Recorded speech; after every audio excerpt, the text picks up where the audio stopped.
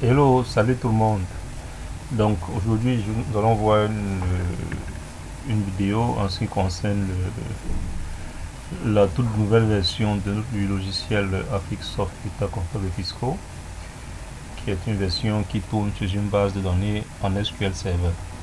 Donc ici nous avons le menu. Pour l'instant, nous n'avons que fichier exercice parce que le programme désormais il englobe le système normal et le système minimal de trésorerie. Donc on va voir dans ce premier tutoriel, nous allons voir le fonctionnement avec le système normal. Donc le deuxième tutoriel, nous allons voir le fonctionnement avec le système minimal de trésorerie. Donc on va créer rapidement un fichier. Donc ici on va le nommer, par exemple on va l'appeler ma société.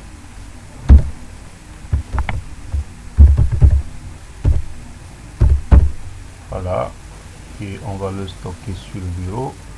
On va sauvegarder. Dès qu'on sauvegarde, on a la fenêtre qui nous demande de renseigner les informations sur la société. On va mettre raison sociale ma société. Là, juste ça. Et puis vous avez d'autres informations que vous allez devoir renseigner en fonction de votre société. Et surtout choisir le système comptable. Donc par défaut, vous avez le système normal qui est coché. Mais si vous voulez avoir le système minimal, vous allez cocher le système minimal. Donc dans une deuxième vidéo, on va vous présenter le fonctionnement avec le système minimal de trésorerie. Donc on va s'assurer qu'on a le système normal. On a des onglets, onglet fiscal, il faut rentrer la date, le numéro de contribuable, le régime fiscal, le numéro de commerce, la date de début d'exercice, ainsi de suite. Et aussi au niveau de l'entête, donc l'entête qui va s'afficher sur la page de garde, surtout renseigner les informations de l'entête. Donc vous avez les informations diverses, la domiciliation bancaire, entreprise et autres. Donc là on va valider sur OK. Et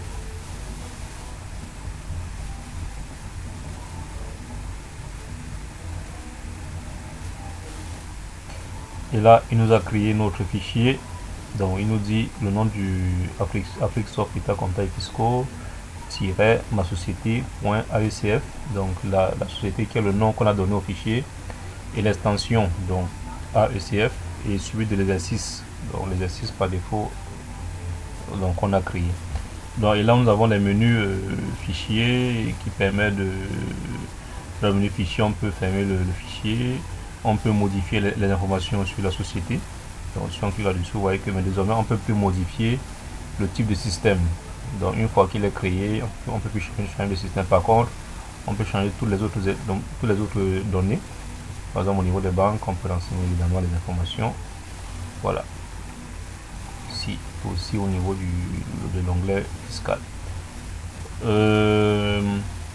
Ensuite, on a le menu traitement. On va voir l'onglet balance des comptes, balance détaillée, contrôle de cohérence, plan comptable.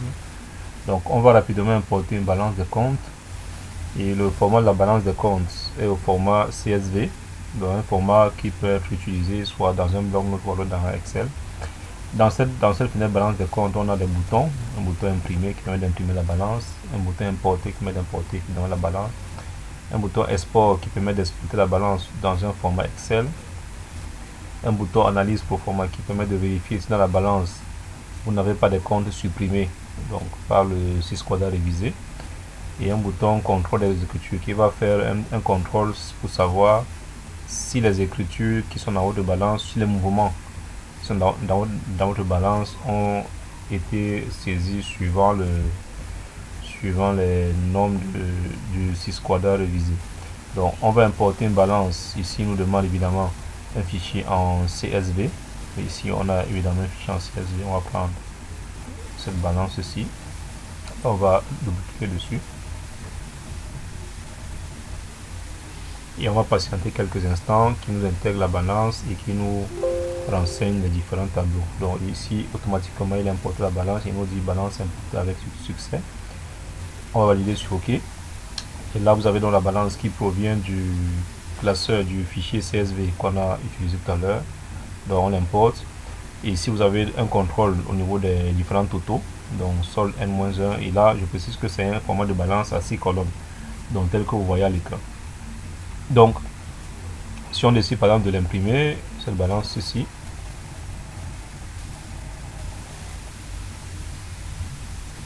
Donc on a lancé l'impression et là on aura un aperçu avant impression. Donc avec là automatiquement il me met l'aperçu avant impression, balance des comptes, le nom, ma société. Ici on a effectivement cette balance là. Donc on peut soit directement l'imprimer, soit sauvegarder en PDF. Ici donc là on a l'intégralité de cette balance là qui va sur 5 pages. Donc ensuite on peut aussi exporter cette balance là. Donc si on l'exporte, il nous demande de choisir, de nommer le fichier, de choisir l'emplacement. On va mettre sur le bureau, on va appeler balance. Voilà, et le format c'est XLS, pardon. On va enregistrer. Nous dit export terminé. Donc on va ouvrir, retourner et là effectivement on a le fichier qui a été exporté. On va ouvrir pour voir ce que ça donne.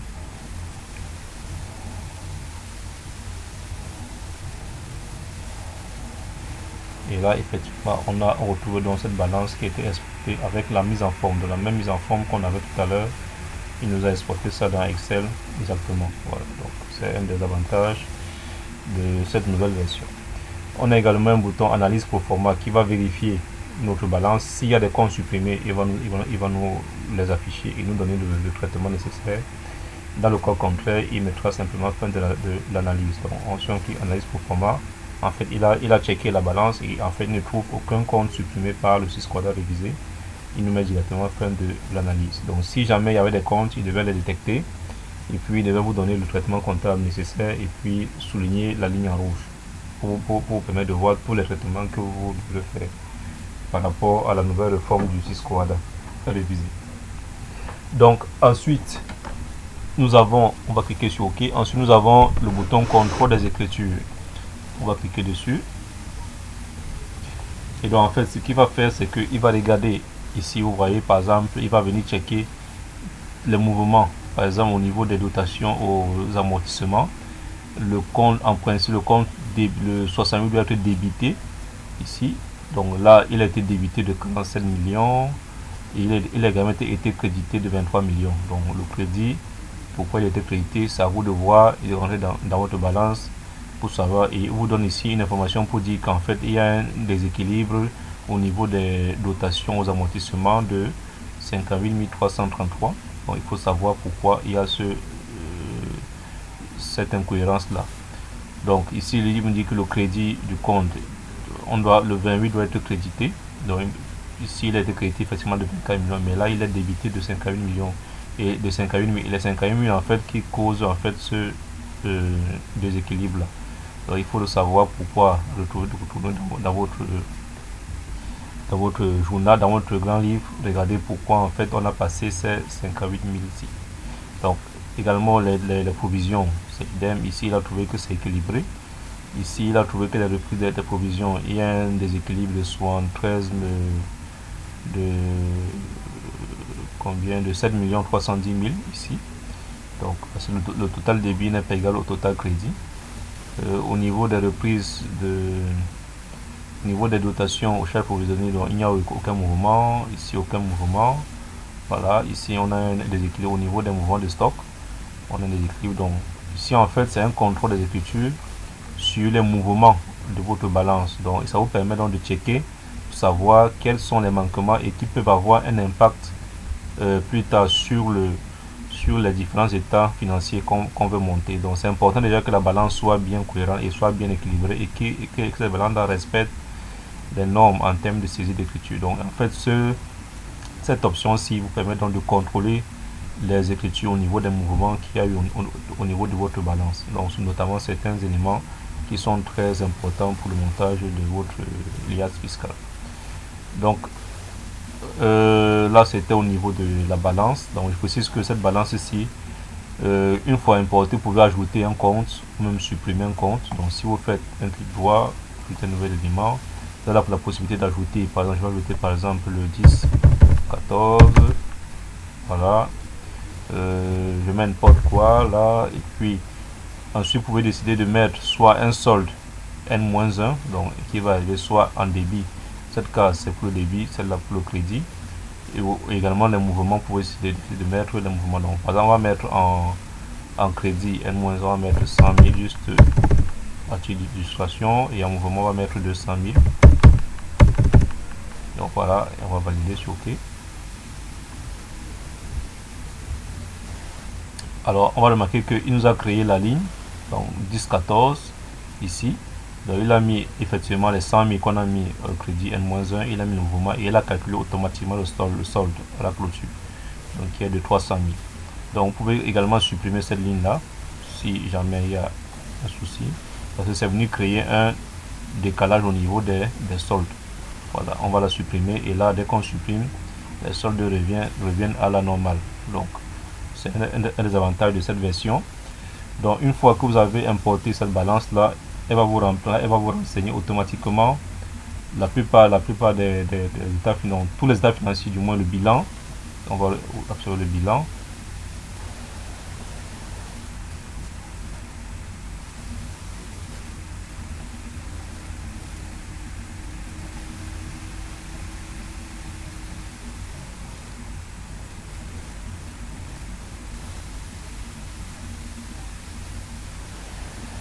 Donc, il est question en fait qu'on actualise. Donc, une fois on a omis cette précision d'actualiser en permanence. Donc, si vous faites des modifications, comme tout à l'heure, on a ajouté un compte. Donc, vous avez un bouton actualiser qui vous permet en fait de faire une mise à jour par rapport aux modifications qu'on a effectuées sur la balance. Une fois qu'on actualise, dans la menu état financier, nous aurons automatiquement le bilan qui sera renseigné en fonction de la balance qu'on a intégrée. Et là, vous avez tous les différents éléments. Voilà, vous avez tous les différents éléments ici. Et là, vous avez les différents totaux ici. Vous pouvez évidemment imprimer ce bilan, exporter, faire suivant pour aller au compte de résultat. Donc, si fait suivant, il va aller automatiquement au niveau du compte de résultat. Vous voyez ici aussi, il est automatiquement renseigné. Voilà. Et si on imprime, on fait une impression avec impression. Vous voyez que là, on a notre compte de résultat ici. Donc, il s'affiche très bien avec les totaux. Ici, voilà. Donc, il est bien visible. Et on peut aussi décider de l'exporter. Voilà, on va l'appeler CR. On va le mettre sur le bureau. On va enregistrer. Du export terminé. On va visualiser ce que ça nous donne sur Excel. Vous voyez, donc il l'exporte avec la même mise en forme. Donc, c'est un des avantages de cette version. C'est dans l'export avec la même mise en forme ici. Donc, on va revenir dans le logiciel. On va regarder aussi le tableau de flux de trésorerie.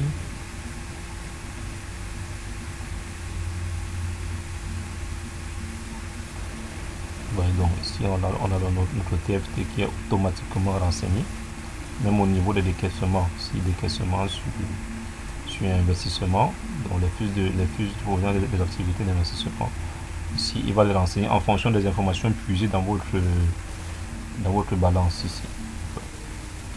Donc évidemment vous avez les notes, donc vous avez dans la fiche récapitulative des notes présentées. Si, donc il va checker automatiquement si une note a été renseignée ou pas. Donc vous voyez qu'automatiquement ça a été fait, on n'a pas besoin de modifier. Donc il va checker à chaque fois en fonction de la balance qu'on importe. Lors de l'importation, automatiquement il vient donc faire ce checking là et il va nous renseigner dans la fiche dans le récapitulatif des notes présentées ici. Et là évidemment vous avez aussi les notes qui sont automatiquement lancées pour la plupart. Donc la note 1, alors la note 1 ne puise pas ces informations dans la balance qui concerne les dettes garanties par la sécurité. Donc il faudra renseigner ces informations manuellement. Vous pouvez cliquer et puis saisir le montant ici. Donc ensuite vous avez la note 3A, donc vous voyez, automatiquement renseigné. Les notes donc 3A, donc vous avez l'ensemble des notes disponibles ici. Et vous avez également le menu état. Vous pouvez imprimer alors l'alias, donc l'alias intégrale. Vous pouvez décider d'imprimer juste les informations générales, les états financiers, les notes.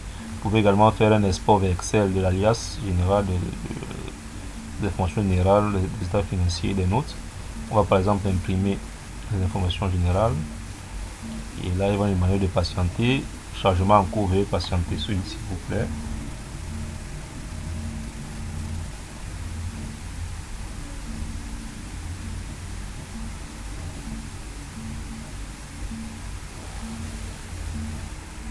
Et là, donc, il nous a donc imprimé les informations générales. Donc ici, en fait, comme on n'a pas renseigné l'entête, c'est pour ça en fait qu'il n'a pas pris, sinon dans le nom de l'entreprise, donc la raison sociale de ma société. Ici, voilà, donc voilà la fiche FIRD1, FIRD1, fiche d'identification diverse 1, donc avec les différents tracés disponibles. Ici, on n'a pas renseigné les banques, voilà pourquoi ça ne s'affiche pas. La fiche 2, ici, disponible. On n'a pas renseigné l'activité de l'entreprise. On n'a pas renseigné les dirigeants et les membres du conseil. Donc voilà dans l'aperçu. Ici, vous avez dans la fiche R4 avec les différentes notes qui sont renseignées. Vous avez les cases qui sont cochées à chaque fois pour chaque note ici. Donc voilà, donc vous pouvez évidemment imprimer ou alors sauvegarder dans un fichier PDF. On va essayer de regarder l'aperçu des états financiers.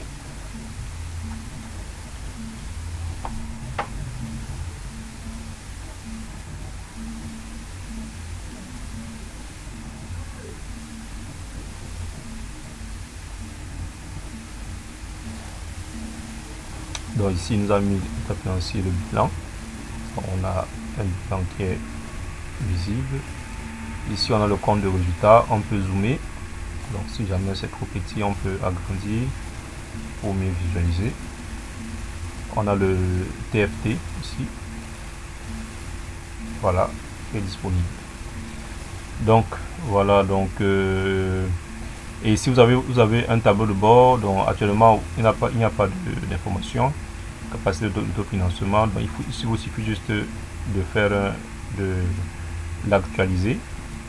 En actualisant, alors ici il n'a rien plus, on va vérifier que effectivement que la note, donc la note 34, on va regarder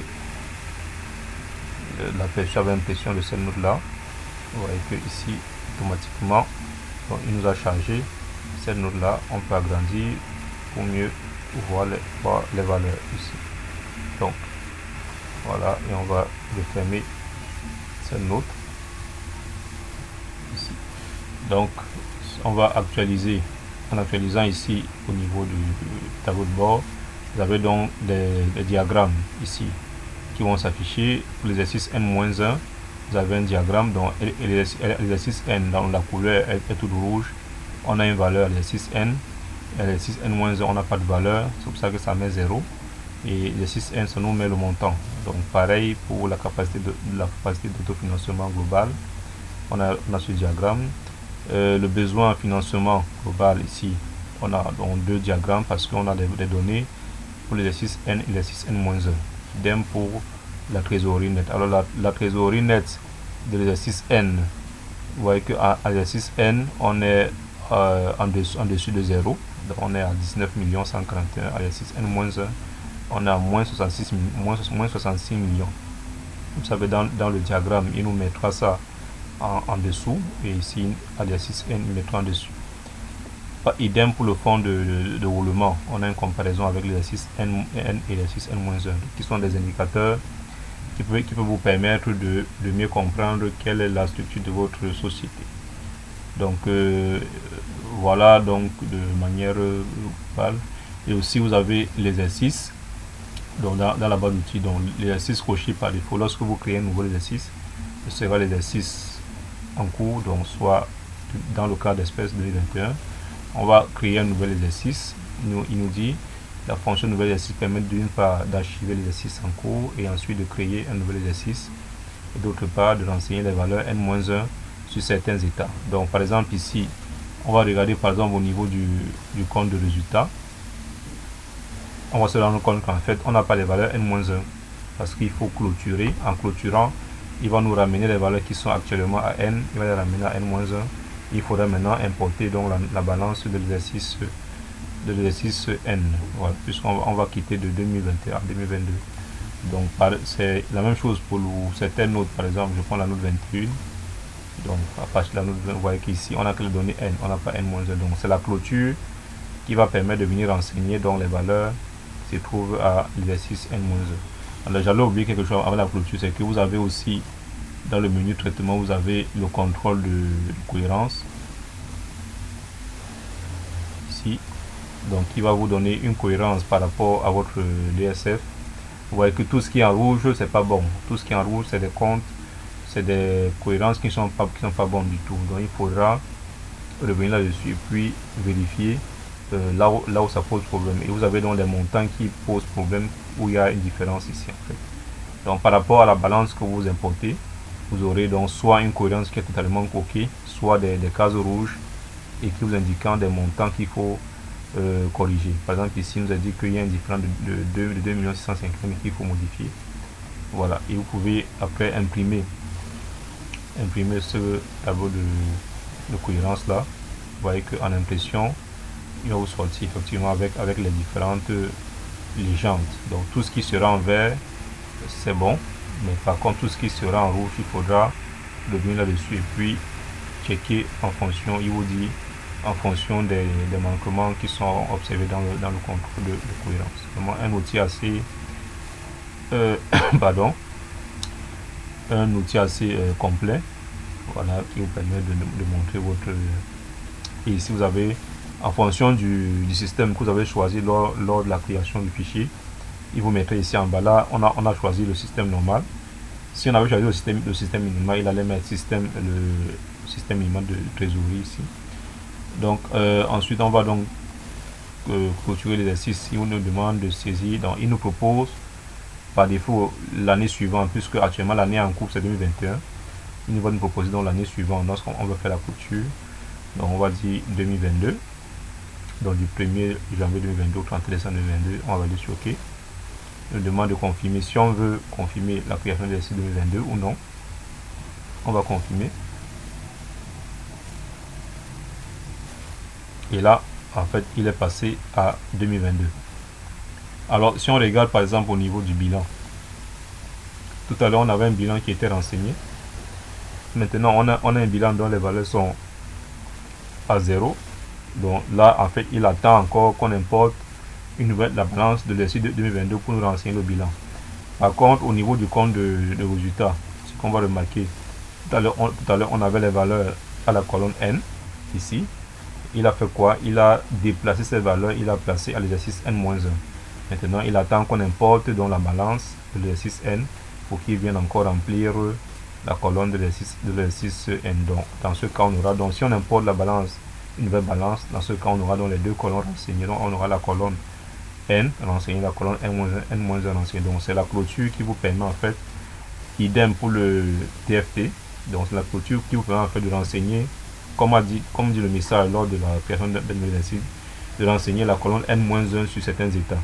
Donc voilà, on va aussi observer par exemple tout à l'heure on avait la note 21 qui n'avait pas de valeur. Ici vous voyez que ici il a déplacé les informations qui étaient à N, il va passer à N-1. Maintenant après l'importation d'une nouvelle balance, il va compléter la colonne N et on aura donc une DSF cohérente. Donc là c'était ce petit tutoriel pour vous présenter la toute nouvelle version du programme Africsoft État comptable et fiscaux. Là parce que le programme lui il embarque les deux systèmes, le système normal et le système minimal de trésorerie. Là c'était le tutoriel sur le système normal, donc une vidéo à suivre sur le système minimal de trésorerie qui est beaucoup plus simplifié.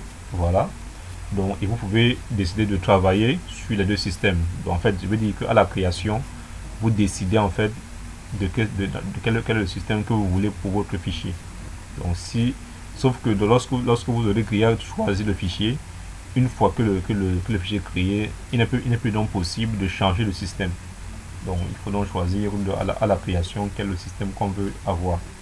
Donc voilà, on va s'arrêter là. C'était ce tutoriel dont l'application est déjà disponible. Alors là c'est en version standard. standard, donc, parce que là, tous les tableaux, toutes les notes sont intégrées jusqu'à la note 36, par exemple ici. Donc, il y aura une version pour certains pays. Là c'est déjà l'application est déjà disponible. Donc pour ceux qui veulent l'avoir, vous avez les contacts, donc plus 237 696 43 77 75, ou alors vous écrivez à l'adresse email synfosar en un seul mot 2018 @gmail.com.